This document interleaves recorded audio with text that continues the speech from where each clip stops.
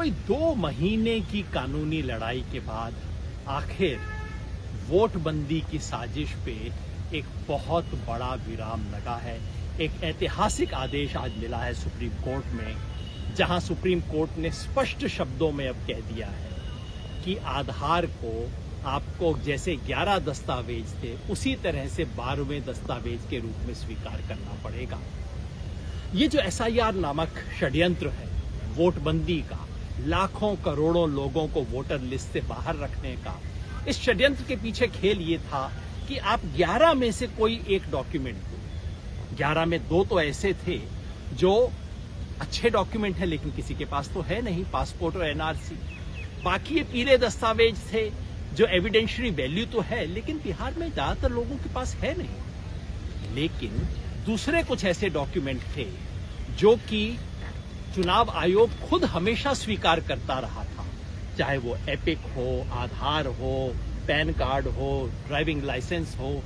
लेकिन चुनाव आयोग ने कहा जो डॉक्यूमेंट है वो हम मानेंगे नहीं, जो नहीं है वो मांगेंगे।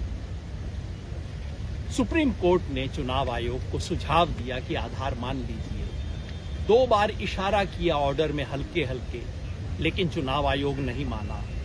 और जो लोग आधार स्वीकार कर रहे थे BLO, उनको शो कॉज नोटिस दिया चुनाव आयोग ने। आज जब ये सारी बातें सुप्रीम कोर्ट के संज्ञान में आई तो कोर्ट ने स्पष्ट रूप से आदेश दिया है कि अब इशारे से काम नहीं चलेगा, आधार को 12वें दस्तावेज के रूप में स्वीकार करना होगा, इसको पब्लिक के सामने ले जाना होगा।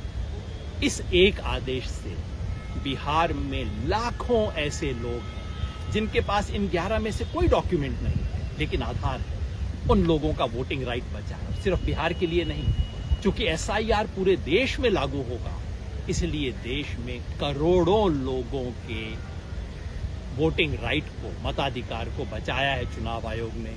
इस देश के संविधान की रक्षा करने की अंतिम जिम्मेवारी इस बिल्डिंग की है और आज सुप्रीम कोर्ट ने अपनी उस जिम्मेवारी का मान किया। धन्यवाद।